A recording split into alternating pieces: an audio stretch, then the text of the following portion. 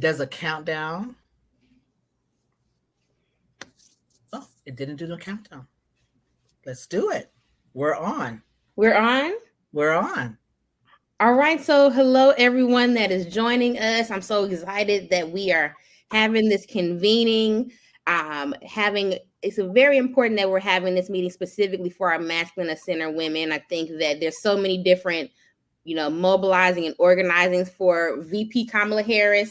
And I think I'm excited to bring these leaders up who are representing a version of leadership in our community. And also, I'm going to say this like 3-4 times just to say it, representing our soon to be first Black woman. Yes. President Kamala Devi. Is it Devi? I'm going to pronounce her middle name wrong. Kamala Devi Harris. From my area, I am Mayor Pro Tem Carolyn Weisinger from the city of El Cerrito, California. So yes, I am right here in the San Francisco Bay Area. I'm so excited that I fall directly from the Kamala Harris tree, and that here in California, we are excited about her.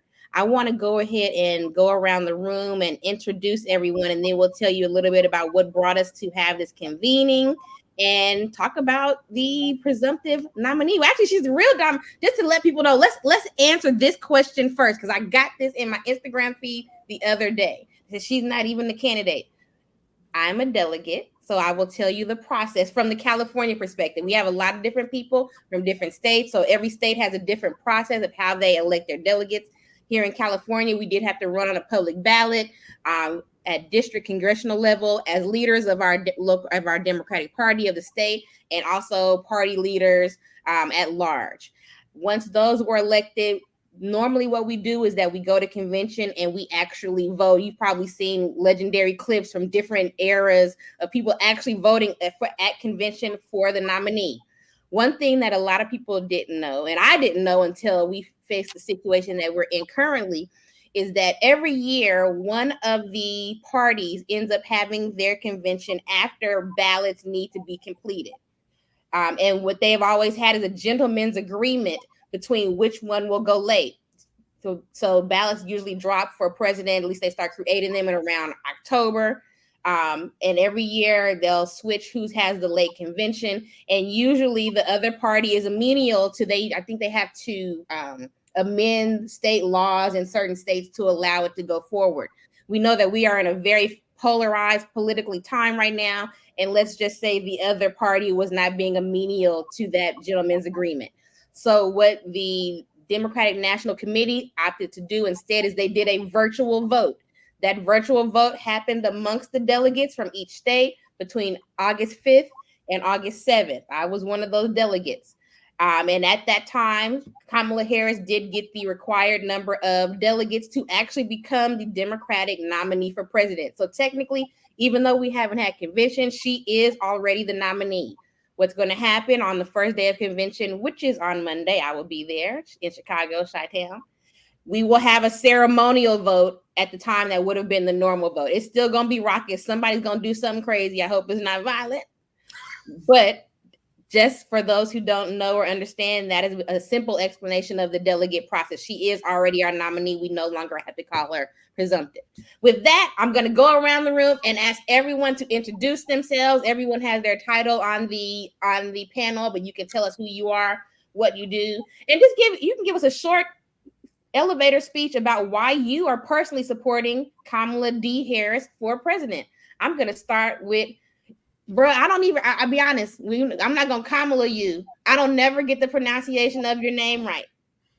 So I'm just going to say my bruh, Young Salter, and then bruh can give us the correct pronunciation of bruh's name. Go ahead. My name is Takovi Young Salter. I'm a DE&I speaker.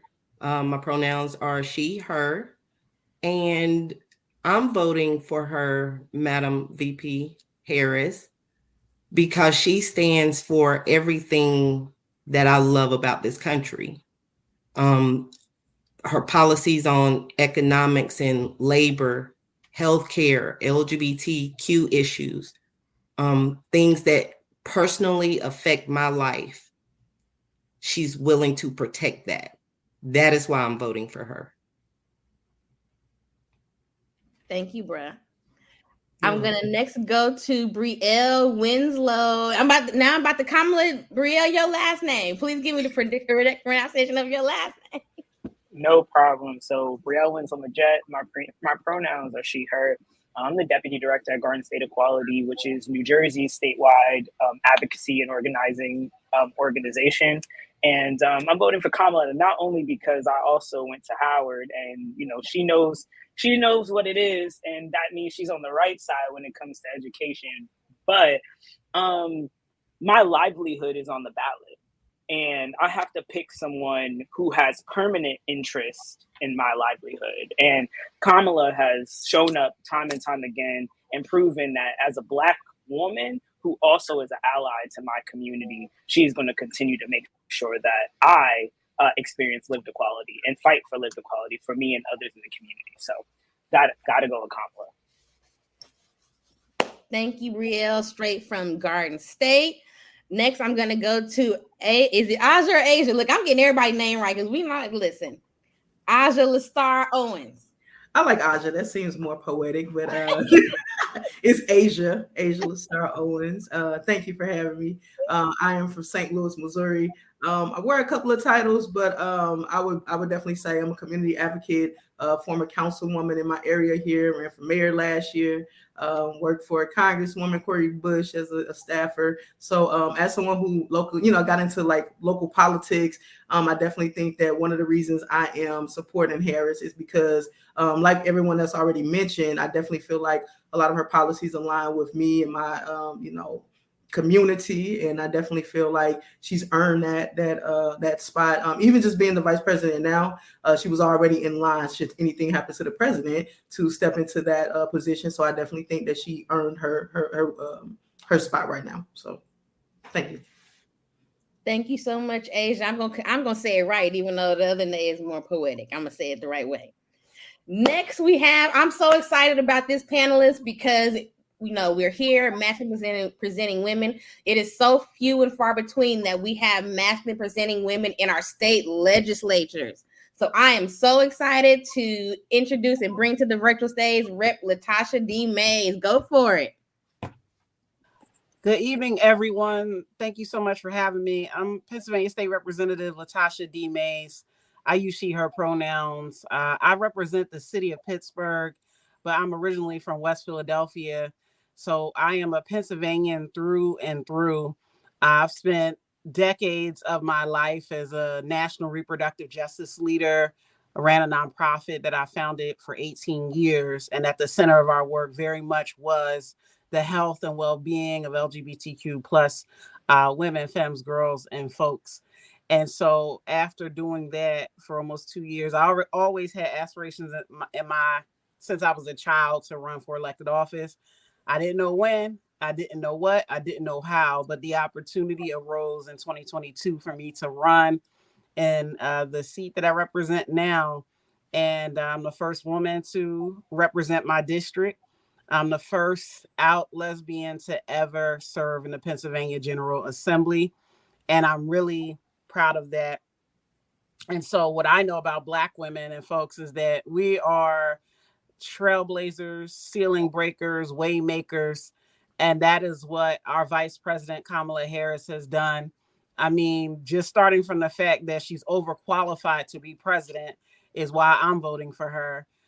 The fact that she has always been an advocate for the issues that have really inspired my entire life around reproductive justice, particularly for Black women and folks.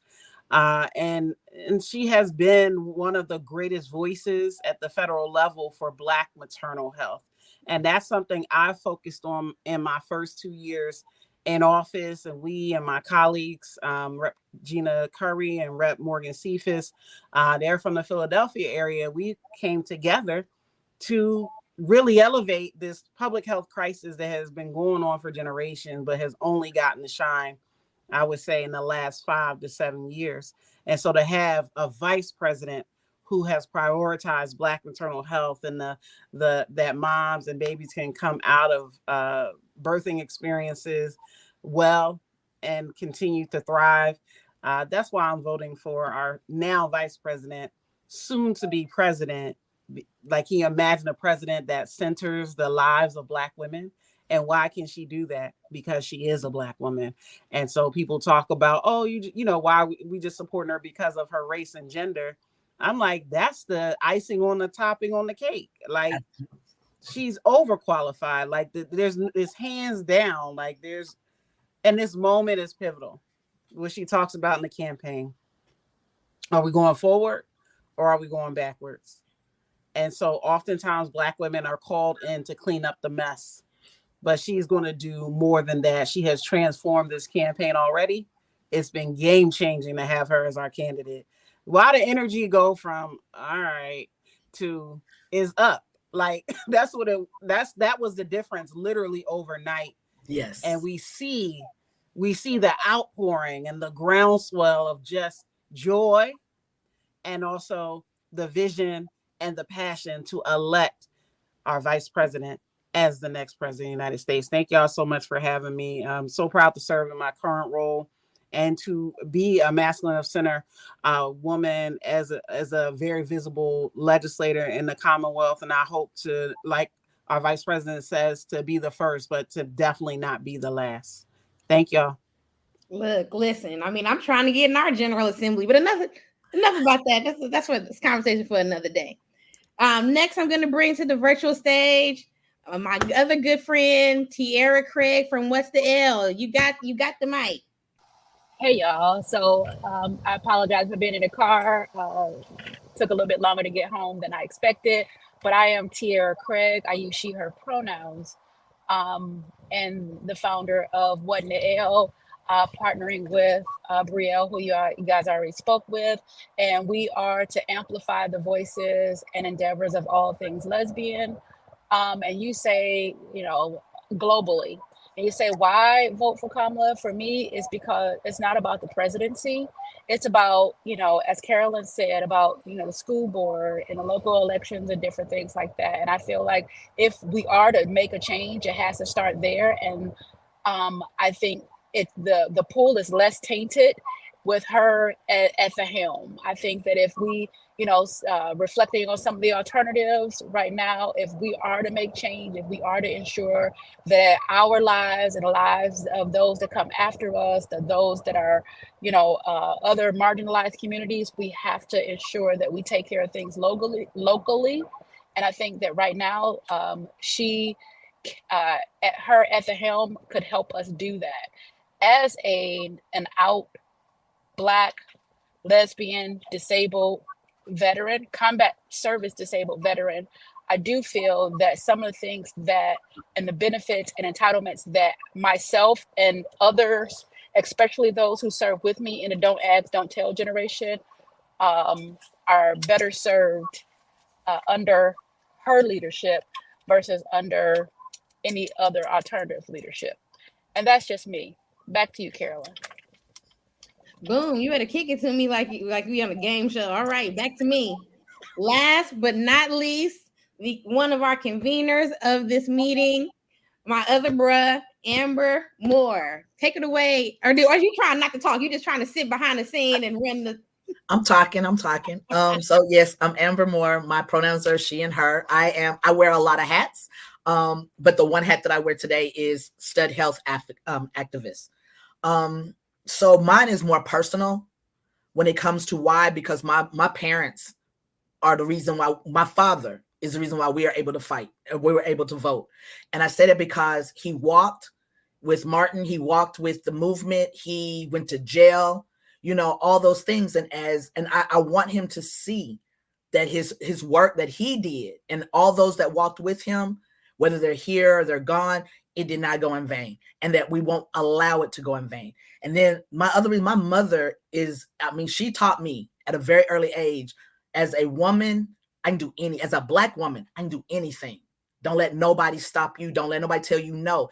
And so I feel like this right here is the Black is beautiful. Back when I was growing up, everything was Black is beautiful, and it meant something. It made you feel good. And I agree with our representative that and I think she was the one who said it, that when it was Joe Biden, nothing against him, but it was like, we just in the boat, just riding along. And then within minutes when we heard her name and that she was getting, she was going to step into this role and become our president. And yes, I'm going to say it like that, become our president. It became Black is beautiful again, and I'm going to say this, and I don't care who gets mad. It takes Black women to clean up and do the right thing. All right. So don't get it twisted, because Black women are about to shine like there's no other. We are taking back our role. We're taking back our crowns. You ain't got to uplift us. We uplifting ourselves. So I'm really proud to be, honestly, you couldn't Black and be a Black woman. And and as a masculine presenting, I am super proud to wear that. And I know that she's going to allow me to keep wearing it and keep being the great that we are. Because we won't get it. If we don't do right, we will not get that opportunity. And I'm not going to wear a dress. I'm sorry. I'm not doing it. I'm not changing. I'm not dimming my light. The reason right there. I'm not wearing no dress. I'm not wearing a dress. I'm not going to dim my light. I'm sorry. This Black woman's light will shine brightly forever as long as I'm here. So yes, that is my reason. I am definitely behind her 150 million%. Thank you. And Carolyn, can I add something to that? Yes. Just one thing, because I also think that it's important that we understand the moment and understand like when the timing is right, because when she originally went for president, right, that wasn't the moment. I think that even though, again, she was overqualified and all of that, I think it still took for the right time and the right moment for it to be like, this is it. Because when you talk about that momentum, it wasn't that same type of energy 4 years ago, but she had to still have this journey in order to get to this moment in time. And I just think that the time is now. And I'm glad you said that, Asia, because my why, there's so many reasons to support Kamala Harris, but from a personal perspective, and seeing the things that she went through here in California, the things that Black women in California went through when she went to the White House. Number one, as I said at the top of the show, I'm so glad and so honored to literally fall from the Kamala Harris tree. Even though I'm an elected official in the city of El Cerrito, most people that know me know I spend a whole lot of time in the city and county of San Francisco. I was formerly the board president of San Francisco Pride, which allowed me to build a lot of relationships with some of the greatest Black women leaders that have come out of the Bay Area, including San Francisco Mayor London Breed, who was a good friend of mine, including State Controller Malia Cohen, who was a good friend of mine, who, by the way, was trying to sneak on this call. And I told her she can come, but she had to go get her hair done before the DNC. So she said she wasn't coming. So everything that they have imparted on me is things that were imparted on them by women like Kamala Harris, like Barbara Lee. So I'm so proud and honored of that. But it's interesting that we're having this call that was birthed out of the Win with Black Women movement, because a lot of people don't know that the Win with Black Women movement was a big part of what we called here in California the Keep the Seat campaign. When Kamala Harris did become the vice president, and we were trying to get a Black woman to be appointed to her seat because there was going to be no more Black women in the California state legislature, or rather in the U.S. Senate. And a lot of the things that happened really amplified the fact that people think that California is a very, very liberal state. But I can tell you, we don't have like a Rep. Latasha Hayes here in California. We don't have any Black queer women in the state legislature. We have very few Black queer women that are in elected office here in California. It is hard to be an elected official in the state of California. So when you look at her background, at her resume, becoming a district attorney, becoming the Attorney General of California, becoming the U.S. Senate, there only been 3 Black women who have been statewide elected officials out of California. That's been Kamala Harris, Malia Cohen, and Shirley Weber. Shirley Weber first got in from being appointed. I'm going down a rabbit hole with it now. But what I'm really want to get to is that, as Asia said, this is a moment. People always say when Black women run for office, they're not viable because they can't raise money. She raised $44 million in one night. They always say that they can't get the support and the endorsements from the establishment. She got the highest one out of the gate from the president. Like out of the gate, 20 minutes after he resigned. And I think that honestly, what I was seeing here in California is that people were going to overlook her after Joe Biden left the White House. That was the plan. And it was because they thought she couldn't do any of those things. I've been watching here in California, especially with filling her seat, people were already preparing for Gavin Newsom to run for president over her. She was the vice president.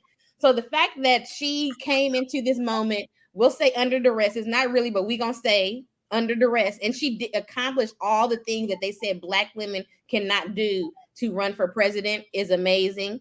And I also think it's important that people are having very difficult conversations about her criminal justice background here in California. I think it's very important to get into the weeds of those, because it's not like it's being reported, obviously, in places like the Shade Room and the Jasmine brand.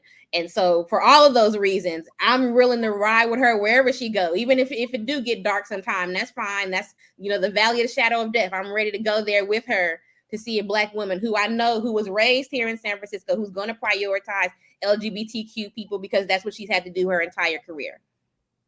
Boom, boom. That's my why. I want to first go to Rep Mays, because I was telling Amber and Brett, tell me how to say your first name again. I'm saying Max. Okay, we can't hear you. But I was telling them that I was excited to have you on the call because you are in a battleground state.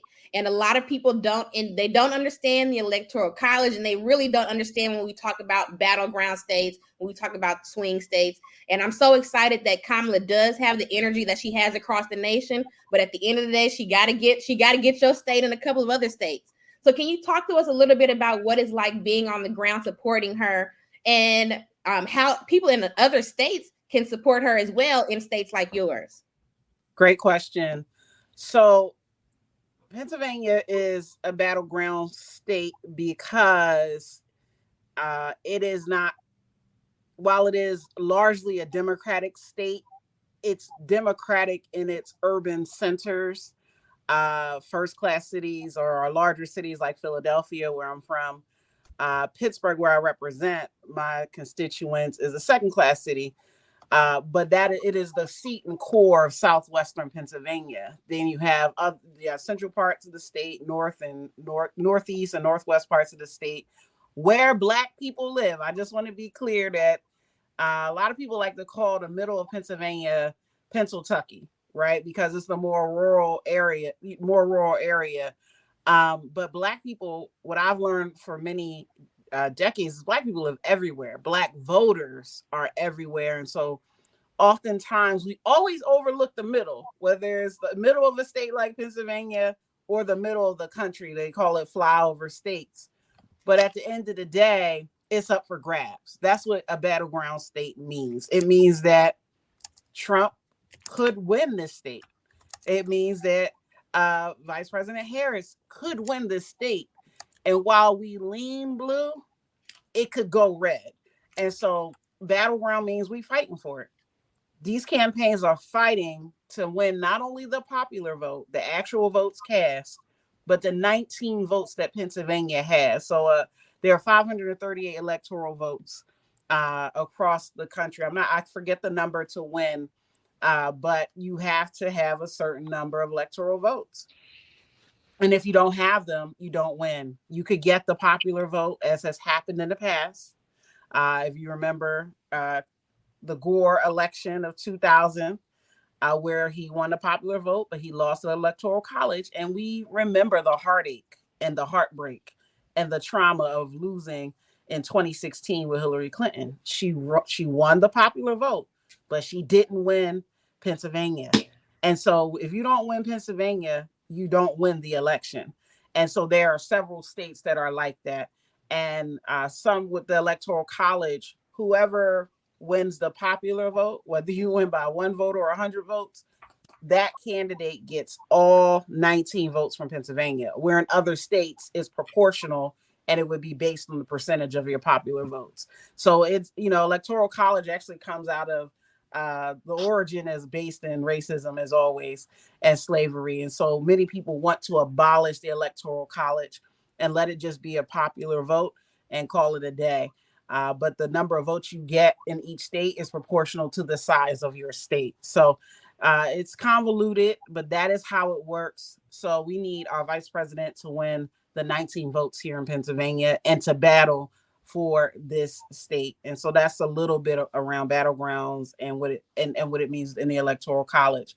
What it looks like on the ground real quick is like, I couldn't go to the Philly rally where she announced that Walz would be her vice presidential pick. But guess what, y'all? She'll be here. She's coming to Pittsburgh. She'll be in Pittsburgh. So she will spend that. The campaign is, I mean, they said they have like 300 offices in Pennsylvania. That means they're getting every nook and cranny of the state. They got something like 1,000 staff here in the state, plus 43,000 volunteers, y'all. 43,000. And that's over the last couple weeks since she became the candidate. So it's a big operation in Pennsylvania, and she will be here many times over the next 80 days because she needs to win Pennsylvania. So that gives you a little idea. And last thing I want to say is that I've been tapped to run the Pennsylvania Black Women for Kamala campaign, along with my dear friend. We've been partners in political crime for a long time. She's a statewide chair. I'm supporting her directly, and I'm running a 12-county campaign to engage Black women to come out and support our vice president, but also to engage Black communities in these pockets, not just in Pittsburgh and our immediate county, but in our 12-county region where Black people do live. And so we have to get to the most grassroots level with our efforts to win. And you know, she has been positioned to win because we saw what an Obama operation was in 2008 and 2012. And we also know that she's walking in the legacy of Shirley Chisholm. Imagine if Shirley Chisholm had the resources that our vice president has. Imagine if she had the money, if she had internet and social media, other Black women elected officials who could, and Black leaders and organizers on the ground. Can you imagine what it would have been like? But that's what happens when you open the door. You know, you're cracking it. You're planting the seeds, and this campaign is the flourishing and the promise of that legacy. You're literally pushing down the doors, and you know, and that is also a testament to how all of our visibility and advocacy has changed attitudes and abilities. You know, you watch things like the Unbought and Unbossed film about Ron Dellums, and I mean, I'm gonna say it because I hang out with him sometime, but Willie Brown did her dirty that year at convention. He did, you know, and I know Willie, he's all about whoever gonna win. So one thing that you said that's important, and for anybody who's listening, I want them to hear this very clearly. Because when we talk about what happens, we talk about the Gore year when he won the popular vote but lost the electoral college, and of course it went to the courts. You know, people have talked about the fact that if Trump is reelected, he will probably get to appoint either 2 or maybe 3 members of the Supreme Court. They wouldn't be the ones that would be voting on the result of this election, but he already has a majority. So we already have seen the damage that can be done by them being in there. We definitely don't want to play with our rights by letting a full-on, you know, MAGA Supreme Court go forward. Before I go to the next question, I want to invite my good friend Nalo into the chat. Hello, Nalo. We were just introducing ourselves by telling what organization we're representing and giving a short elevator speech on why you're supporting VP Kamala Harris for president. Hey now. I hope everyone's doing well. And thank you so much for the support. I did get an email from someone. I'm on Central Time, just moved to Texas, so figuring out the time zone stuff. I am the founder of an organization formerly known as Black Girl Masculine. One of my throwback shirts right here. But it's now called Black Masculine Futures. And I create spaces of representation and challenge the status quo of masculinity belonging to men, and kind of like channeling that energy to allow masculinity to remain genderless, and for all of us to be able to embody it the way that we experience it instead of the gatekeep, instead of everything else. So I'm also an accountability strategist, and I train organizations on how to keep people together. So that's a little spiel about me. I am committed to the Harris Walz ticket because it matters for what is at stake if we don't. I'm not going to pretend with y'all today that there isn't like challenge all around that I could pick from. If I, if I had to just be scrutinous in that way, I don't think that any human that sits in that chair is going to appeal to what I consider a holistic set of values. You got to get to the house the way you get there. And I don't think that, I think that a Black woman being there deserves my support. I think that the possibilities for what she has promised to sustain matters for the people who will be left behind or dead or without health care or without everything else if she does not. And I know the challenge has been, and I want to address this because when I posted that flyer that you sent me, the people was in my DMs, what about Palestine, right? And I'm not going to jump because I know we're going to get to some of the salt and cookies of that. But I want to be mindful that our fight is not done. The election will not solve the fight of Palestine. And we cannot, and I also want to throw in the nugget to finish that Palestine is not the only place that needs our support. When we center Palestine only and don't talk about Sudanese, Congolese, the African continent stripping of resources, there are many global crises that we could poster to the Western world as accountable, including the United States of America.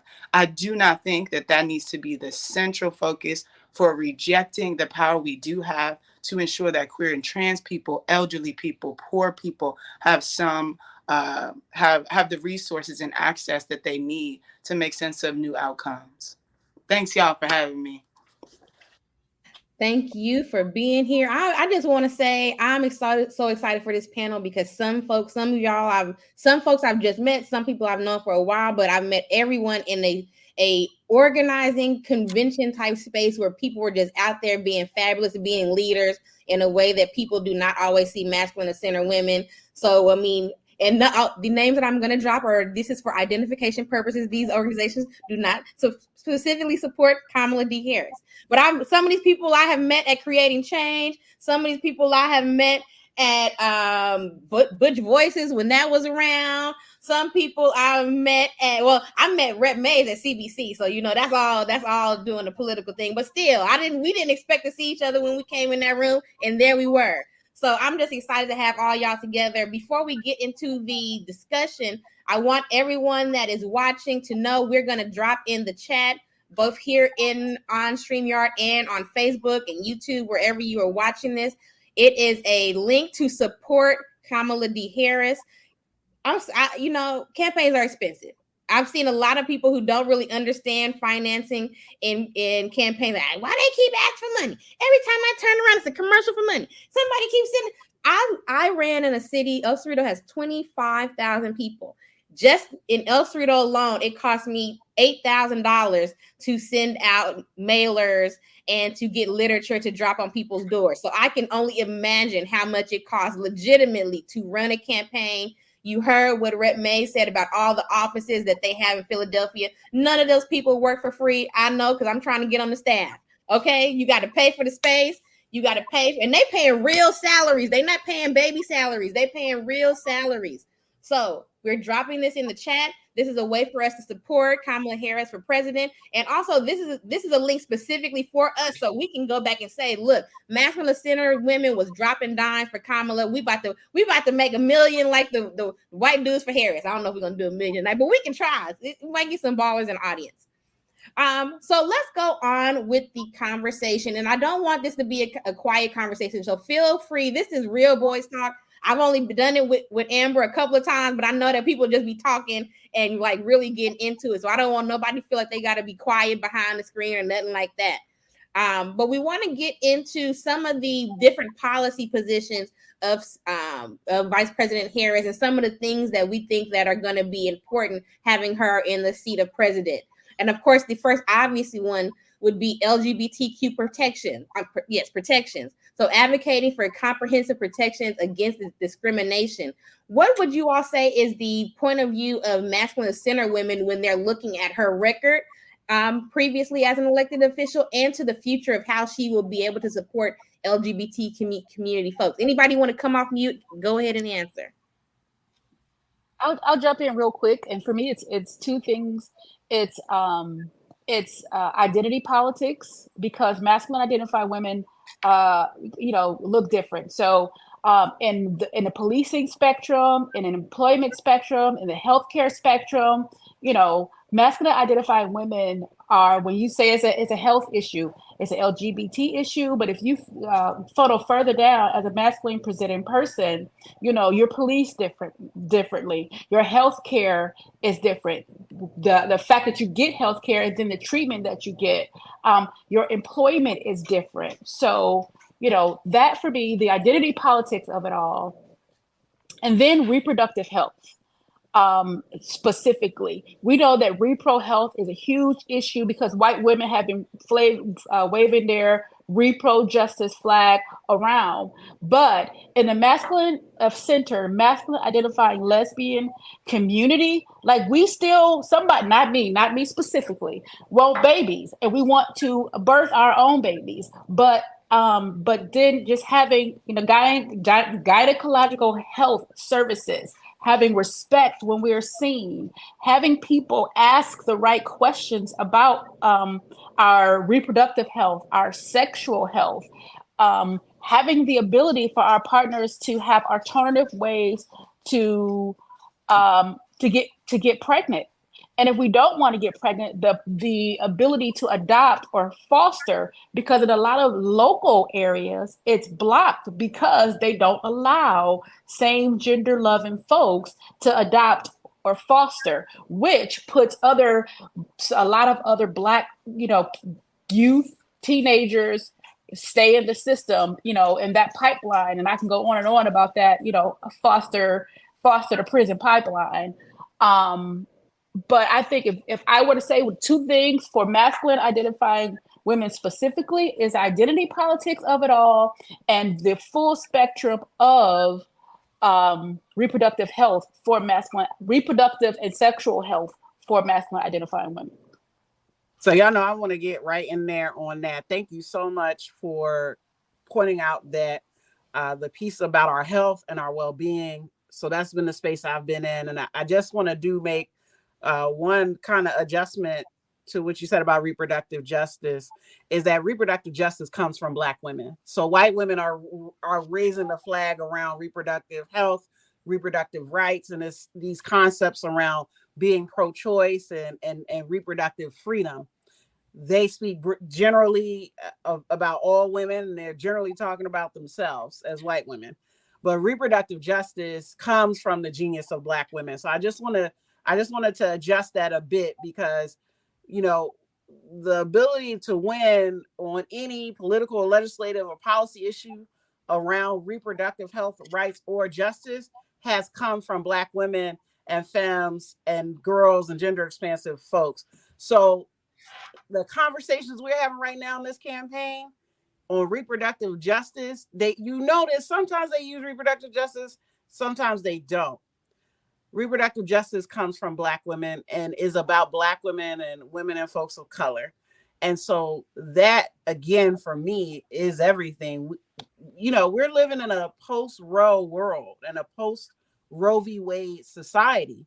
But what I always say is that this is our opportunity to actually create the things that we want politically and legally. The legal framework for abortion access can now be greater than what Roe ever was. And so, yes, we had to lose to win again, because we lost Roe because we had Trump in office who elected multiple judges. But what we won is the battles in every state for abortion access. There are 7 ballot initiatives coming up in the general election around abortion access. And that energy is going to drive the outcome of this race for president, the campaign for president. The other piece that's deeply connected is what I mentioned before. Uh-oh. Oh no, did we lose Rep Mays? Hey, we're gonna wait for she come back, but I'm gonna piggyback and in addition to the repro, and she talked about abortion and the legislation that's on the book. I think she said 7 right now across the nation. We have to talk about self-managed abortions, because in the masculine centered community, especially those who are, because there's still some down low, folks who still, would you say, Carolyn, you're not wearing a dress, but there's still some folks who out here who it isn't safe Amber. for them. Oh, Amber ain't wearing a dress. I'm not. Okay, Carolyn, so you wearing a dress. I got it. But I'm keeping it real.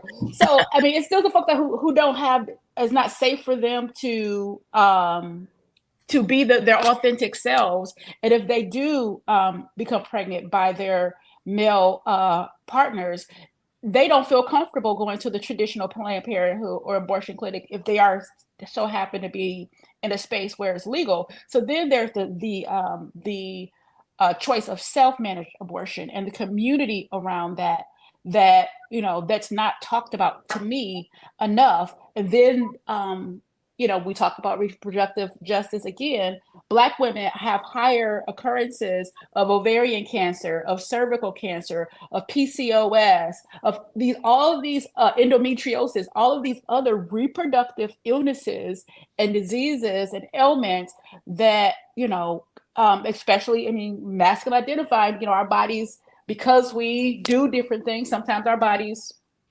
do different things. It's not put at the forefront, our health and wellness, and then that drives our mental health. I'm sure somebody's going to come on with mental health as well. But all of those things, funnel down to, us being well holy. You all, go ahead and jump in. Whoever's about to jump in. Oh, I can chime in. One of the things I want people to understand is that when researchers research for when they talk about Black lesbians, they group us in that.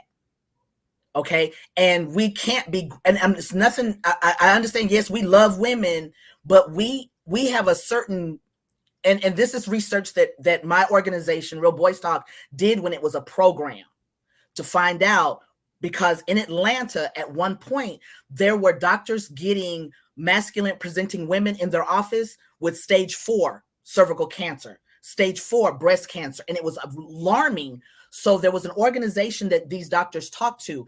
And with the research we found was that we were not going because of the discrimination we were getting when we walked in the door, because of the presentation. And then that puts guilt on us, which plays on our mental health. Think about this, ladies, is that if we don't do the right thing, we are just now getting it where I see my masculines going to lay on couches, getting that toxicity taken away from them, getting it off of them, becoming healthy. We won't have it no more. We're just now at that door is opening where we can walk in and be able to know that it's okay to be who you are and to walk in your truth. And as a health situation, when you're having children, let's say your partner wants to have your child, do you know how difficult it is for you to be able to put your last name on that child? And it's your egg in your wife's body. But yet you gotta become a second parent to that child that is yours. When your partner says, baby, I got you, I'll do this for you. So those are things that I think are going to be put in the forefront of conversations. And I agree with everything that you guys have said. I just want us to make sure we understand that as individuals, I need everybody to think about that. Rio, why don't you go ahead and jump in there? Absolutely. So just as someone who suffers from PCOS or is living with PCOS, it is important to have someone who understands that it is something that's prominent in Black women, mostly mass presenting Black women. People don't talk about it. Most Black women don't find out that they have PCOS or anything of that nature until they're at a space where they're looking to have children and it's already too late. And we need individuals who want to continue to make sure that we're able and healthy to reproduce in whatever kind of way we decide to do so, because it's important for us to continue to leave a legacy. But however, I want to say, when Tiara said identity politics, we can't forget that although, and somebody who in the comments said, not assuming that we're trans, which is something that happens to me every single day because I'm a cisgender woman with PCOS. My facial hair is natural. I'm not trans. However, we have to talk about the trans community and where Kamala stands, because a lot of people put us in that same box, which makes it dangerous. We can't use bathrooms. We can't go to spaces. We can't show up as ourselves, depending on where we are, without someone with us, because we have individuals who are trying to take the rights away from the most marginalized, which also people don't realize affects masculine presenting women, cisgender women, in like all of us. And we're seeing that everywhere. Just thinking about how invasive it's been for Black female athletes in the past, because let's talk about relevancy. In the past 3 weeks, for Black female athletes, especially queer Black female athletes, mask presenting Black female athletes, the invasive measures that they go to try to paint us as something as we're not, because they don't understand, is a huge part of why we have to be on the right side of someone who's going to allow identity politics to be you being your authentic self, whatever that looks like. And I think Nalo, and I don't know if I said your name correctly, but you said there's ambiguities. There's no gender norms when it comes to that. And we need someone who sees that and is going to make sure that policies also follow what that is, so that we can walk in our truths and have policies that really protect us, not segregate us or not isolate us. Well, Nalo, you got name check, so what you got to say to that? I appreciate name checks. You feel me? I'm gonna say that the thing that I think masked people need to see,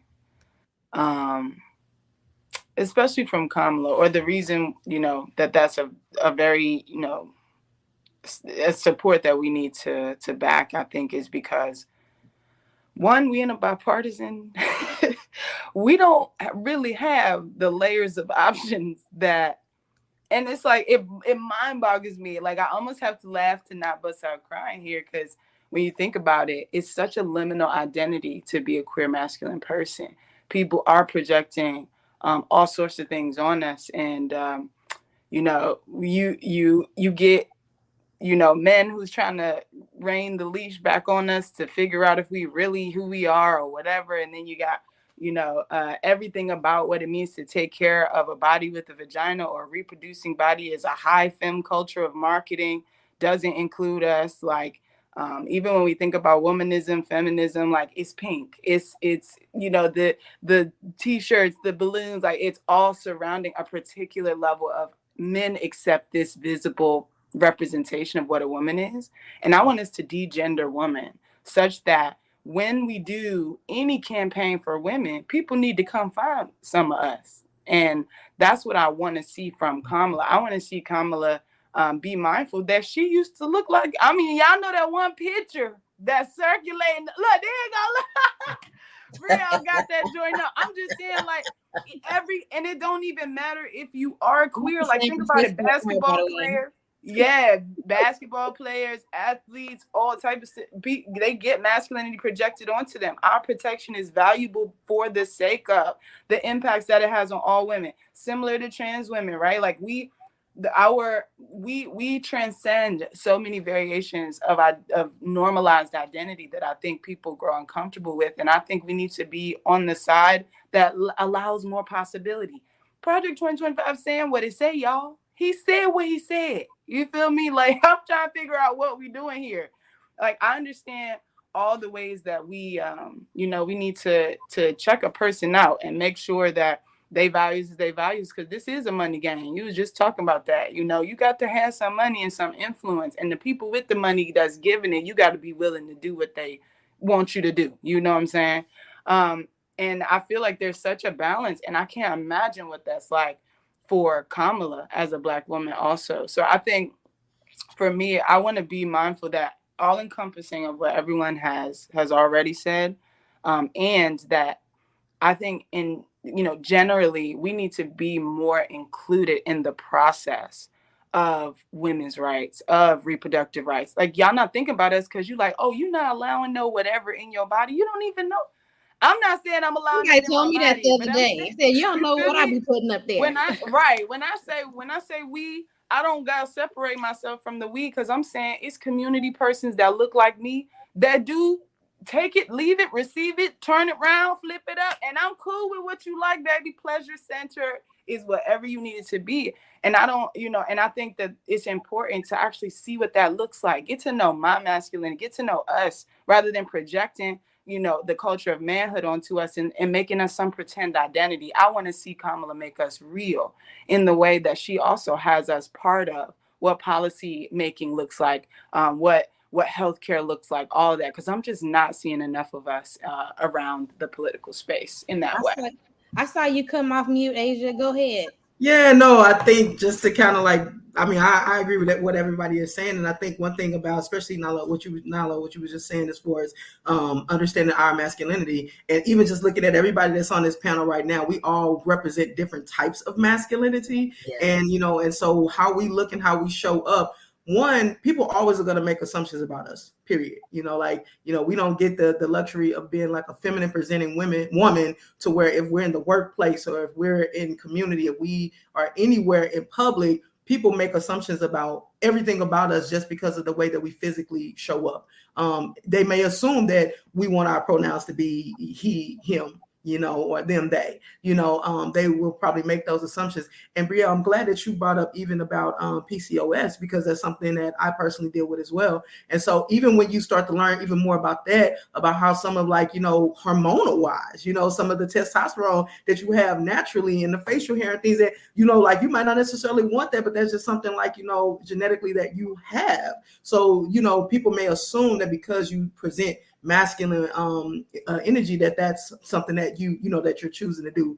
So Ryan, I'm going to ask you, if you will, a lot of people don't know what you're giving us, PCOS. A lot of people don't know what that is. Do y'all mind giving us a little bit more information, if you don't, just so that people know exactly what that is? Because somebody out there might not know, and if you'll define it for them, they might be able to help them as well. Okay, Brielle, I don't know if you might have the more textbook version of it, because I know. Yeah, so I could chime in. So it's PCOS is the acronym for polycystic ovarian syndrome. It is normally classified as you could have multiple or some ovaries. You could have one cyst on your ovaries, multiple cysts on your ovaries, cyst on your ovaries over time. But it definitely changes different hormonal aspects of who you are. That could be being insulin resistant, that could be having growing facial hair, that could be of what people want to deem excessive weight, that could also be losing hair. It could be, there's so many different aspects. Like I said, it also can affect your ability to have children, and it can affect your mental health in terms of having depression or any kind of different things that might come from that. So and like I said, for most people, me being 34 years old, forever. Also irregular periods. That's normally one of the first things that you see. That's right. So normally you go to the doctor, see irregular periods. The first thing they say is birth control. Or the first thing they say is, don't you want to do XYZ? Right. It takes forever, like I said, and there's a lack of education in most doctors, because it is prominent in Black and brown women, of what PCOS is. Yes. And women are walking around, like I said, until it's too late. They're looking to have children, and now when they go to get their egg count, now when they go to get ultrasounds, they're like, oh, well, this is what you've been dealing with for 20 years of your life. Yeah, and absolutely. These are the things that come with it. So polycystic ovarian syndrome.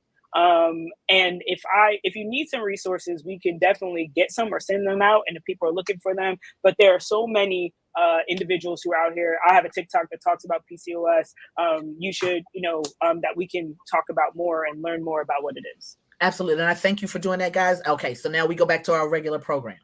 and so thank you for that. And I think going back to again, even with us being women, being Black, being gay, being mask presented, it's so many different layers to us. And I feel like, especially in the medical realm, people don't always understand our pain, even when we, try to express it and talk about it, because again, we're not counting in those numbers. They're not, asking us or, giving us that information. So that's why it's so good that, even Brielle, with you opening it up, because it starts to make us feel more comfortable opening up with one another. And you find out more people in a way sometimes are suffering in silence.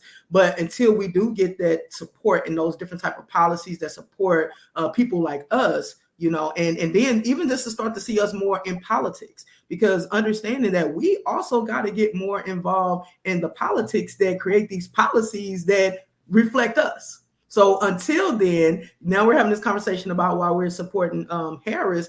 And to me, one of the main things I look at, especially with politicians, is not that like when you have your platform, it's like, okay, this is what I want to stand for, but to see that there's a pattern of you already supporting these policies. And we know that Harris has, just throughout her tenure, have supported these policies.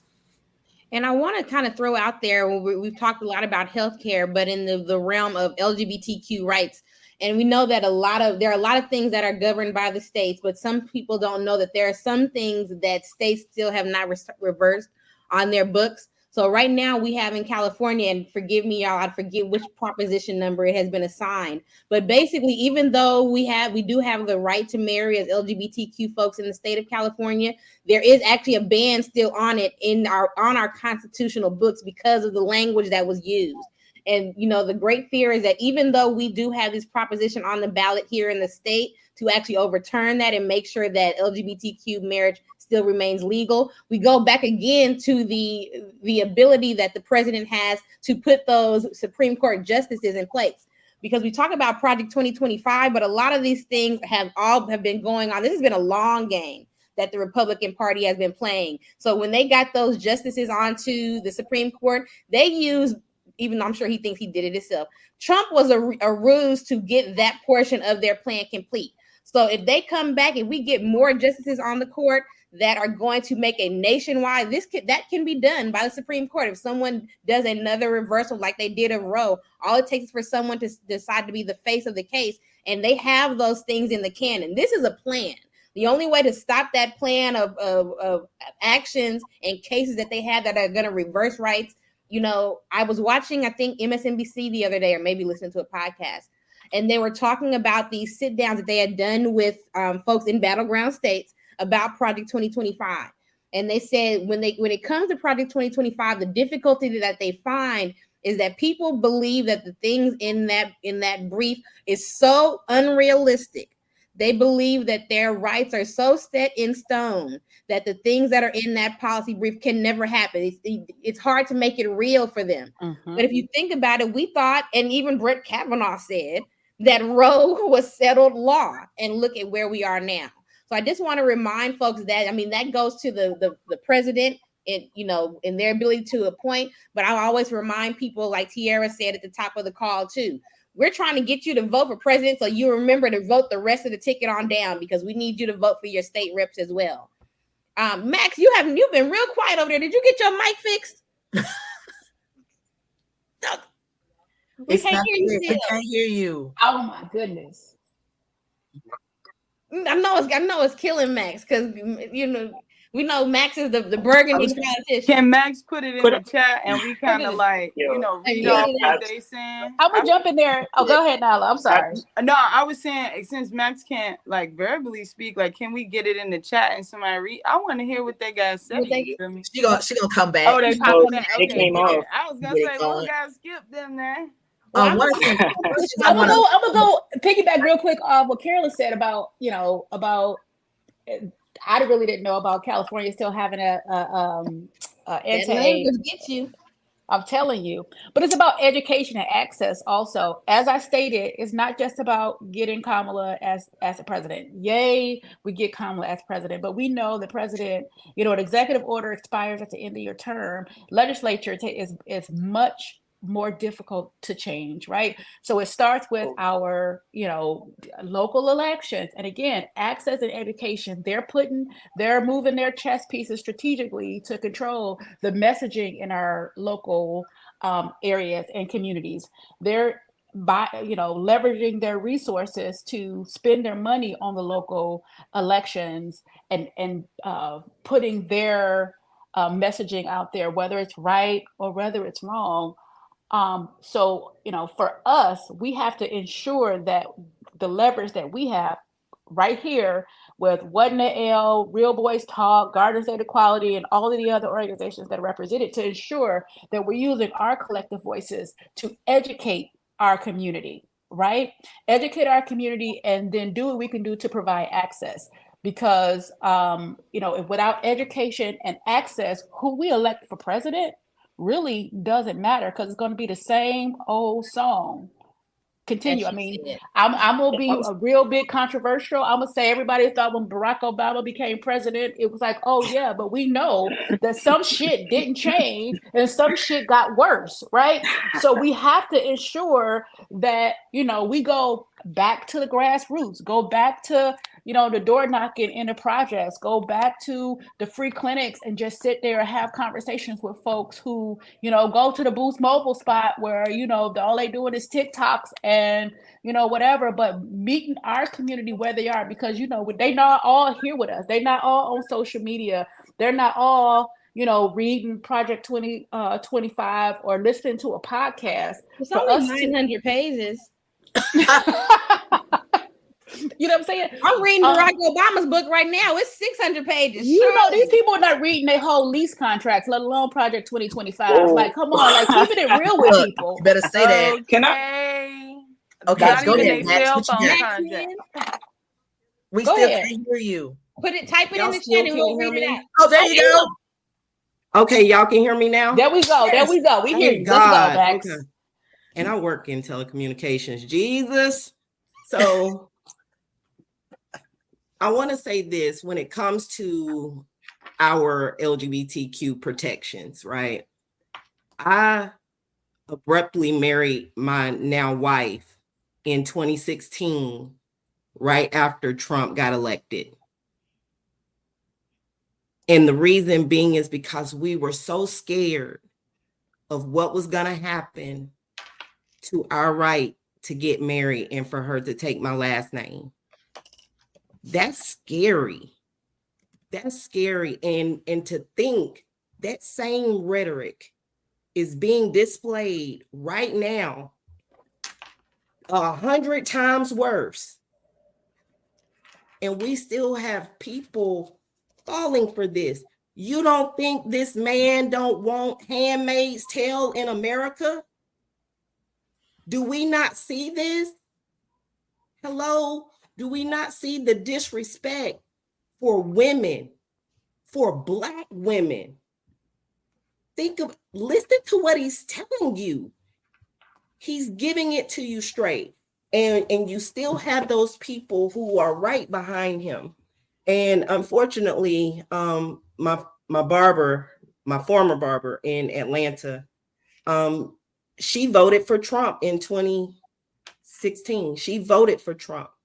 And I had to sit there and please understand, yes, I still went to her so she could cut my hair because she is the baddest in the A, but we had to have some real conversation.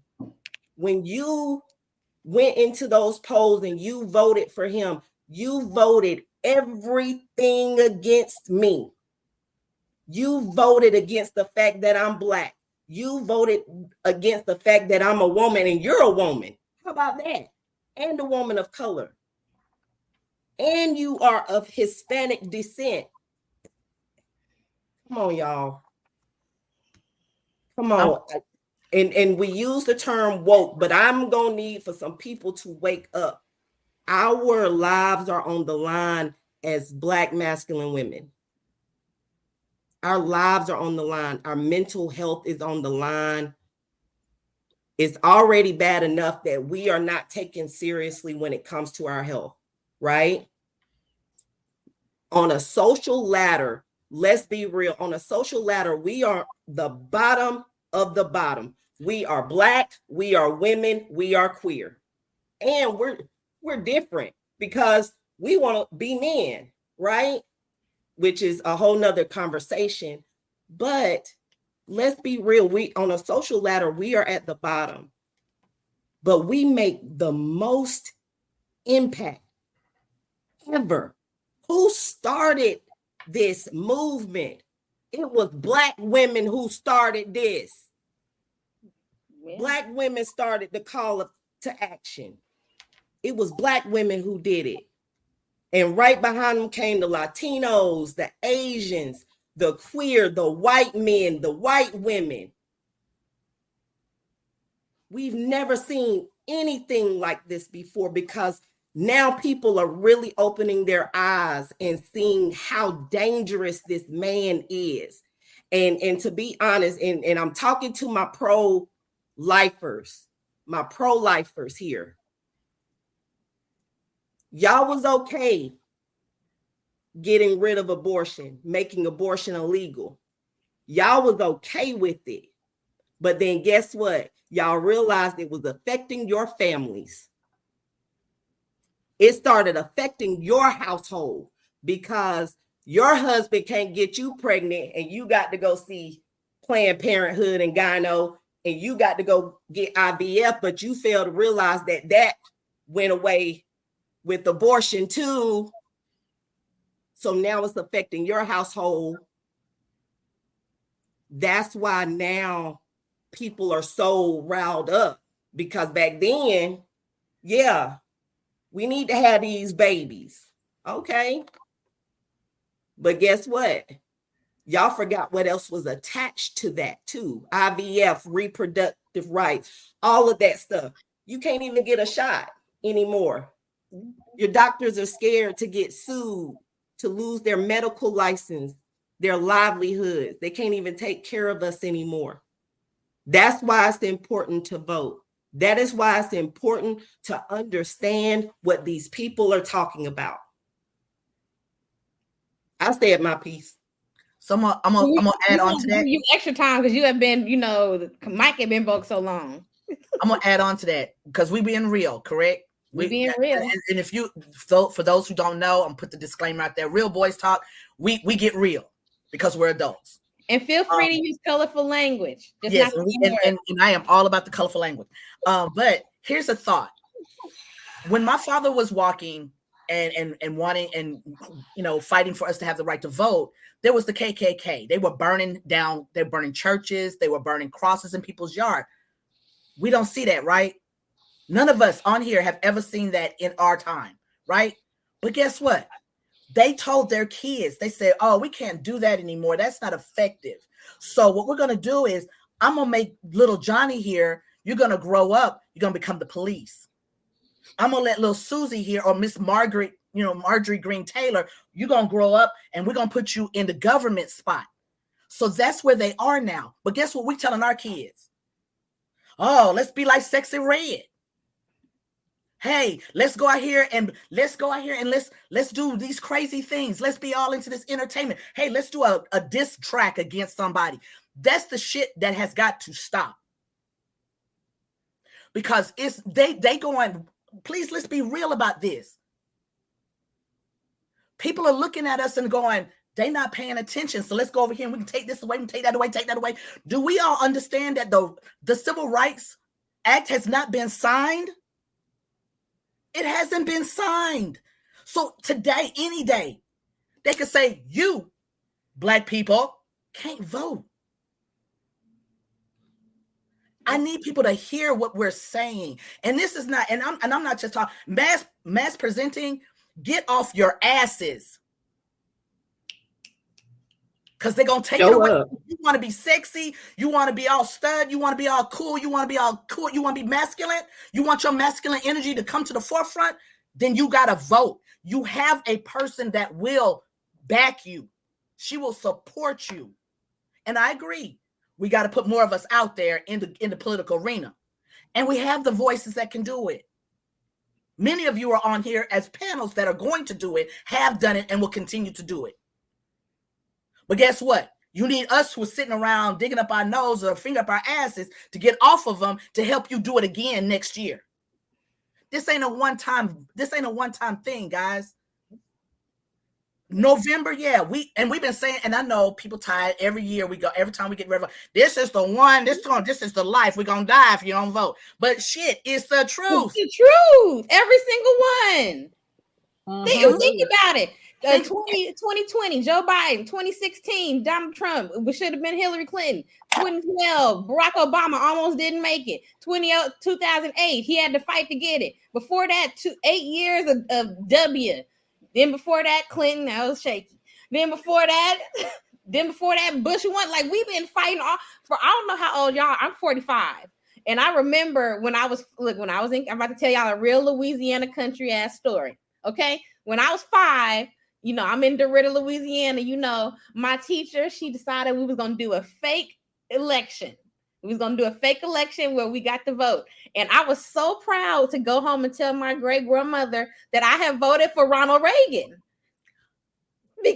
And that go back to the money. She already put the because that's who was I seeing on TV all the time? Reaganomics, trickle down. Let's do it. I'm a little bit older than you, so I know. Right now, was that Dukakis in '84? I think I don't even remember. Jesse Jackson. Yep, Mike Dukakis. Yep. I was in Louisiana. I voted for who I had seen on the TV. That's the money is important.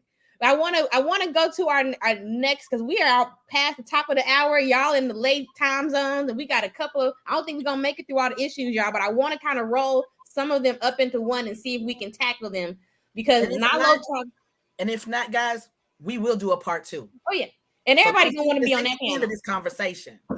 Can I pause y'all real quick though, because there's something that we miss, and I feel like all the time the most vulnerable people in this part right now are our youth, our LGBTQ youth, and we haven't mentioned them not one time. We talked about the babies, we talked about the, but if it's going to go past now, it's about laying down the groundwork for our future, and that's our youth. And we know that they are at the forefront of all the policies that are anti-LGBTQ. And the reason why is because, like the individual, I don't know, because all of us said some good shit, but like the individual who talked about Project, and what the agenda is, defunding DEI in schools is on the list. And that is why we got banned books everywhere, because representation matters. And they know that if these individuals see themselves to be someone, to be an elected official, to be the president, to be any of these things, that's why Kamala is a nightmare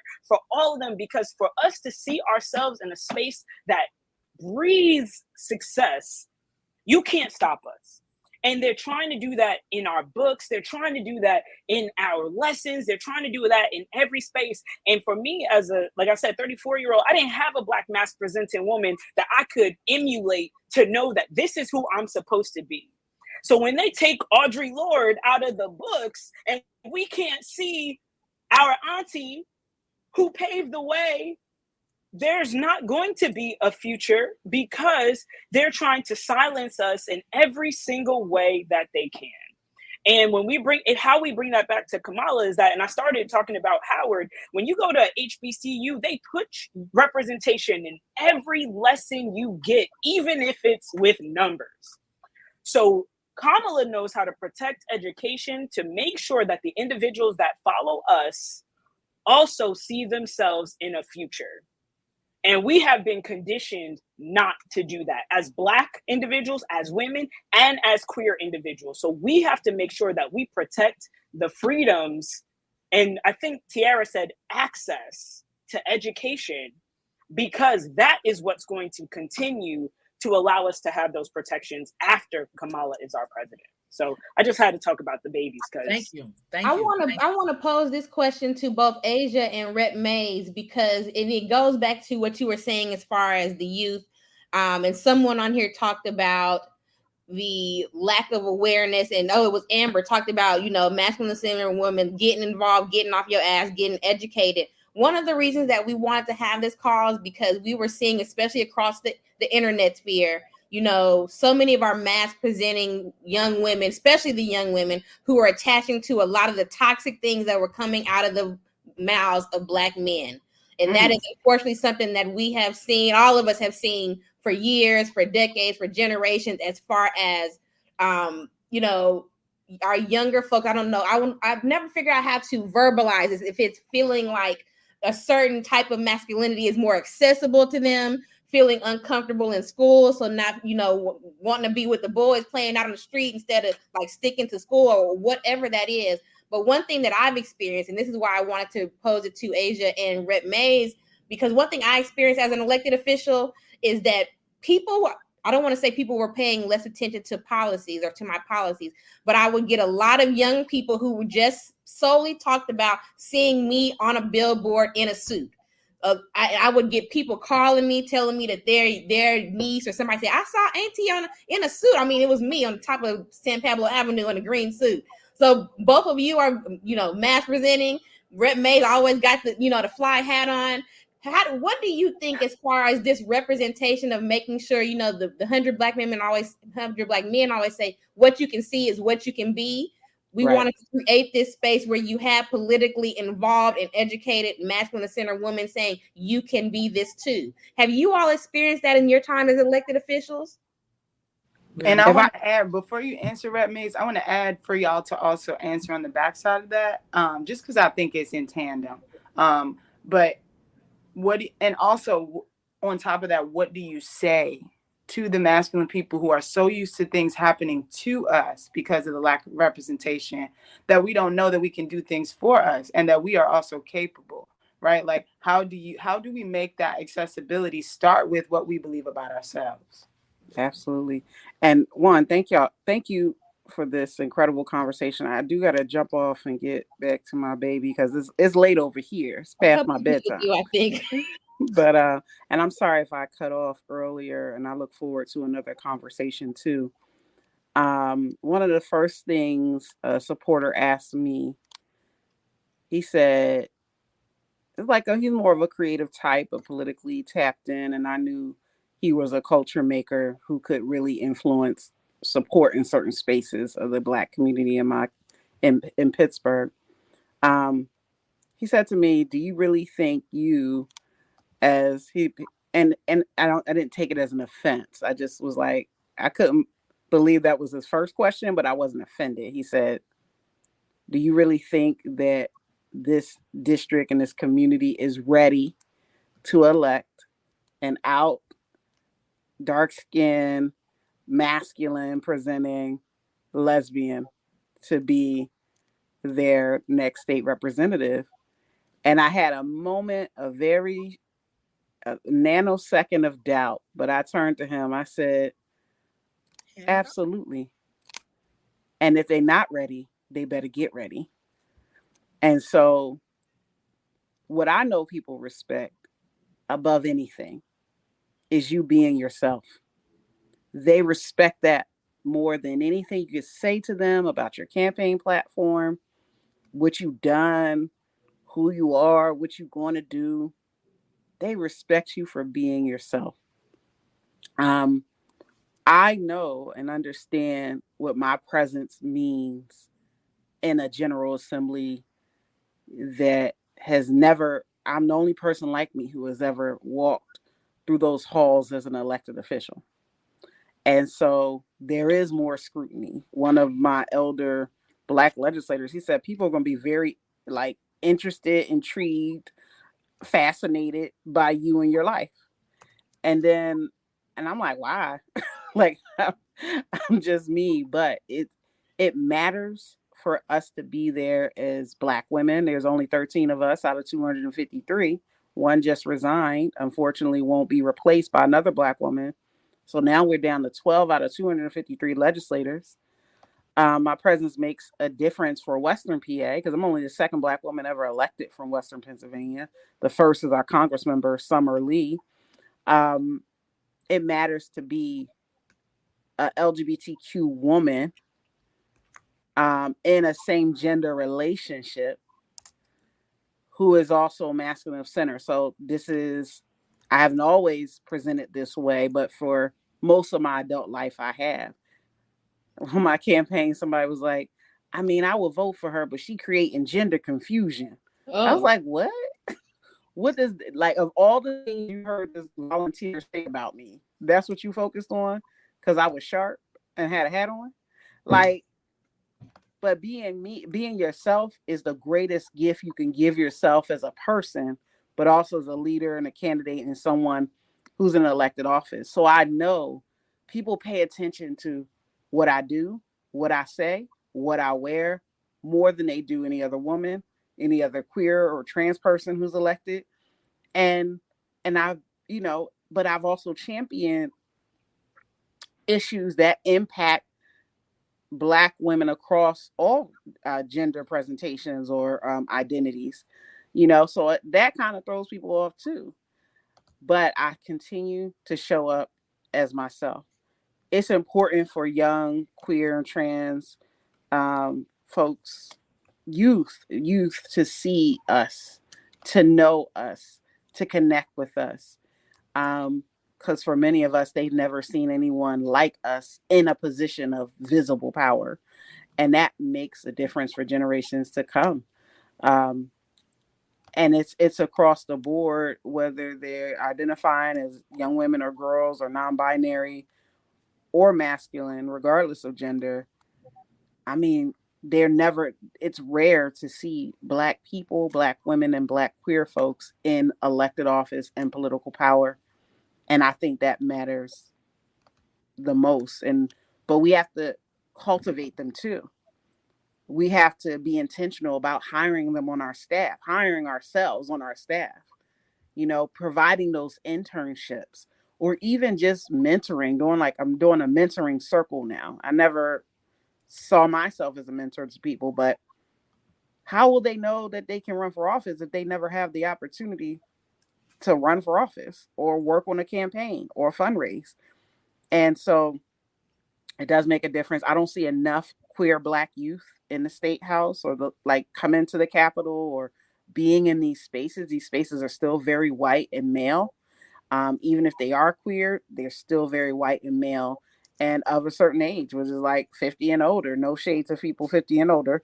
I'm on the upside of that myself, but they're not seeing themselves represented in so many pieces on the government side, on the policy side, on the legislative side, and the campaign or electoral side. And that's what we have to change. We very much are in organizing spaces, service spaces, but we're not where there's actual decision-making power. And that's what I've learned the last year and a half as a legislator. Sorry to be long. I just wanted to answer all the questions, and thank you all again for having me. I'm so happy that you are here, and that's what I was gonna say. Give us your one last pitch before for VP Harris, and then I would go to Asia because I know you got to go. But I think you made that because again, her history here in San Francisco, she is all about us being ourselves. So again, Rep. Mays, we are thankful to have you. We are definitely going to clearly we need more masculine presenting women political conversations. So this is going to be the last. Yes.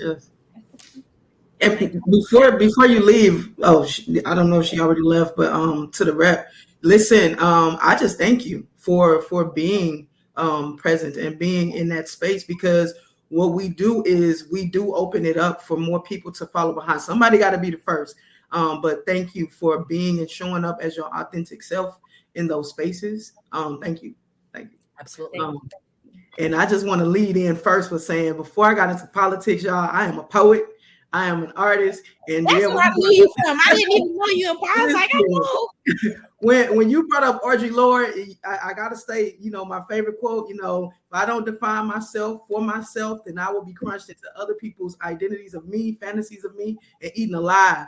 I think that is one of the most powerful quotes. And then also, shameless plug. As a poet, one of my favorite poems that I wrote is called "Rock What You Got," which I was able to turn into a children's book. So when you start talking about youth, me and my sister, we've had so many years of dealing with education and dealing with the youth in our community. So I feel proud as a mass presenting woman to be able to have a book that has impacted the lives of so many people, particularly our young people. And the fact that it's coming from me, so it doesn't matter really where the message comes from, but the fact that it is someone that is mass presenting, that's instilling a message of loving yourself and loving how you show up. Even on the cover, one of the characters is like an androgynous looking individual. And I thought to myself, I'm like, when I was in the 5th or 6th grade, like that's me. That's how I showed up. And to know that, there are young people in our community that grow up and as they're finding out who they are, their identity, that will kind of change as they evolve. It's just good to see representation. So me getting involved in politics was not even something that I ever dreamed of. I actually got a poem called All Y'all Crooked that talk about politicians until I became one. So I'm like, you know what? We really got to be the change that we want to see. We really can't count on, legislators, policymakers, elected officials to be our voice. Like, at some point, we really do have to rally behind people and get more of us in those positions, because in the meanwhile, we can just, rely on those people who are in those seats who have some of our values, but more of us need to be, just guided into those positions so that we can have that representation. But I love the fact that as long as I can remember, I've always just been unapologetically me. I come from a community and from a tribe and from a family that always allowed me to just express however I show up. And so in my years of being in the community, being in education, working with the unhoused community, working with the senior citizens, and so when you think about senior citizens who are so like set in their ways, at the end of the day, when it comes to providing resources, providing information to people, I don't think it matters so much how you present and how you show up when people just need help. And I think that when you show up as your authentic self and always just be a reflection of love, because we can be a reflection of love no matter who we are interacting with and who we're engaging with. And I love the fact that, especially in my local community, I just show up as who I am. And what you visually see, you can make all the assumptions that you want, but at the end of the day, what you're going to experience is a human that cares, that you had a need and that person met that need. And so I think that more of us that, even right now, just around this table, whatever, like as we, interact and engage with individuals in the communities that we are centered in, we just have to be very intentional about not changing who we are and not changing how we show up, because again, a lot of times it's just how we dress, who we are on the inside, again, don't assume that because people are masculine presenting that like they don't want to be a woman, or they only want to be a man. And if that's their choice, that's okay too. But don't assume that about us, because typically who we are is usually rooted in so much love and so much empathy and compassion for everyone. So it would be awesome if people would just have that same level of respect for us. But until we get to that space, I think that it's just important for more of us to build community and build like a circle of support with each other, because we need to know who each other are, across the country. Like I need to know who the rep is, so that like if I'm in those spaces or if we need to call on each other, that we can quickly form and come together and then help to build up a community where young people could see themselves in these positions. So right now it's awesome that we're talking about Kamala, but I would love that conversation when we're comfortable enough to be like, hey, we want to stand behind a mass presenting woman running for president, I considered it until Kamala announced, and honestly, I'm not. I had decided, looking at freaking Pete Buttigieg, where the hell ever he from, Indiana. I knew that whether Joe Biden ran and finished his 4 years, or whether it was Donald Trump who ran, there was going to be an open presidential seat in 2020. Was it 2028? I had decided I was just gonna run and see what happened. But now Kamala there, I'm not going, I'm going to do something else. I know one other thing we didn't really touch on, because we talked about how, like, when it came out that she was going to be the presumptive nominee, and, like Black women got behind her, all the different nationalities, the men, the white dudes and everything. But we have not talked about the fact that Republicans that are standing up and saying, we're going to vote for Kamala as well. That is powerful. $4 million in one night. Republicans for Trump. Yep. That is powerful. Republicans for Harris, but yes. yes, Republicans for Harris. My bad. Yeah. Even his own inner circle is getting on CNN every day, begging and pleading him to stop attacking Kamala Harris. They're showing that they have finally figured out they hitched their cart to the wrong horse. Yeah. But if they're too far down the road. Yes, indeed. I want to I know Tierra has a hard out, and now we're already at 9:30, but I want to give you one last time to, say your piece and say, yay, Kamala Harris. Well, yay, Kamala Harris, but yay, y'all, let's stay connected. Let's ensure that we're continuing. What L is created to amplify the voices of lesbians, however you show up. So let's ensure that we're staying connected, and whatever is happening in Pennsylvania, in North Carolina, in California, in Georgia, wherever you are, in New Jersey, that we're staying connected and we are ensuring that our voices, our issues, the things that directly impact us are put in the forefront.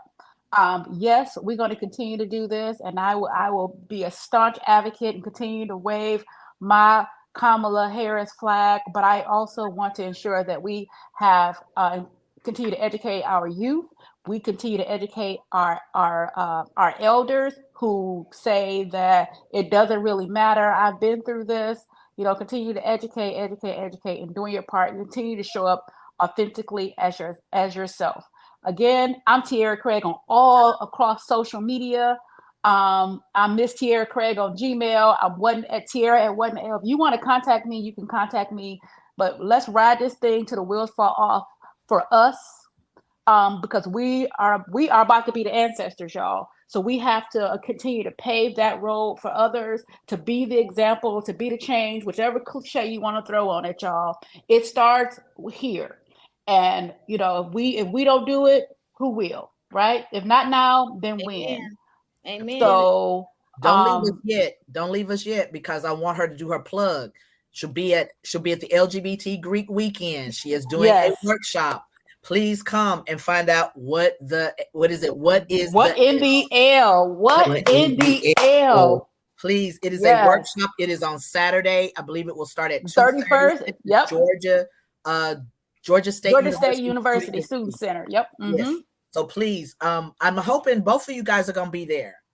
Is that what's happening, or is it just you? Well, we gonna see if Brielle can come down. We got to figure it out. We got to see if we can get the deputy director to put that in the budget. Let's see. And it's what's the date? We can do it again next year. 31st of August. 31st of August. Let me check my calendar. Atlanta, Georgia. Listen, it's a pride event. I mean, that's already, you can make that. You can swing that. You being recorded, so you have agreed. Send me the info. I got you. So definitely, we want to make sure that we support as well. So thank you, Tierra. All right, y'all. Thank you so much. Take care. Well, we're already at an hour and a half. I'm actually gonna ask one last question so I can get all you late folks out of here. And this really is about Project 2025. We can touch Project 2025 in each one of these things that we do, because again, it's 900 pages. But I want to start with you, Max, because this was definitely something that was on your heart as far as the impact specifically of Project 2025 on LGBTQ and masculine presenting folks. Like, how do you feel? What are you seeing in the Project 2025 that's going to directly affect our community? I mean, let's just call a spade, right? Can y'all hear me? Yep. Okay, let's just call a spade, right? They don't want us to exist on any level. They don't want us to exist at all.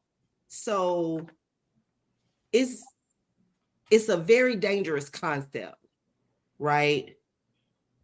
On all levels. As someone masculine presenting, I have to think where we are on this social ladder, right? The bottom of the barrel. And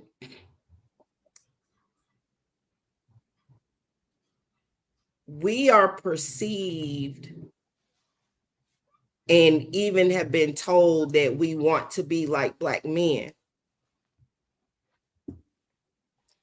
which is very disheartening, because I'm a woman. I'm proud to be a woman. And to think how we will be treated if this goes into effect. The discrimination, the loss of jobs, the loss of health care. Oh, we lost one. No, I think that was Tierra exiting. Was it? Oh no, we lost Brielle. Oh no, we lost. Oh no, Amber. we lost Amber. Okay, we lost the heavy hitter now. We lost the person running. Oh, there. Okay. There she go.